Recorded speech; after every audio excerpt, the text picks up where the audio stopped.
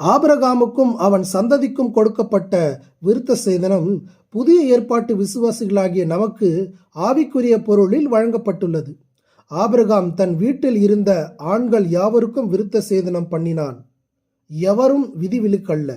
புதிய ஏற்பாட்டில் மாம்ச நுனித்தோளின் விருத்த சேதனமாக அல்ல, இருதயத்தின் விருத்த சேதனமாக படிக்கிறோம். இருதயத்தை மனம், உணர்ச்சி, விருப்பம், சித்தம் ஆகியவற்றின் தலையிடமாக வேதம் கூறுகிறது. இந்த தலைமை இடத்தை கர்த்தர் ஆளுகை செய்ய வேண்டும். அதை அவருக்கு முழுமையாக ஒப்புவிக்க வேண்டும். இதுவே விசுவாசிகளுக்கான விருத்த சேதனம்.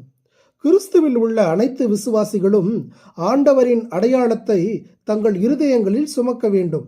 அதாவது விதிவிலக்கின்றி மொத்த ஆளுகையும் அவருடைய வசம் செல்ல வேண்டும்.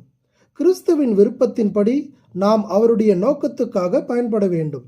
இவ்விதமான வாழ்க்கையை மாம்சத்தின் மேல் நம்பிக்கையாயிராமல் ஆவியினாலே தேவனுக்கு ஆராதனை செய்து கிறிஸ்து இயேசுவுக்குள் மேன்மை பாராட்டுகிற நாமே விருத்த சேதனமுடையவர்கள் என்று பிலிப்பியர் 3:3 பவுல் பொருள்படுத்துகிறார்.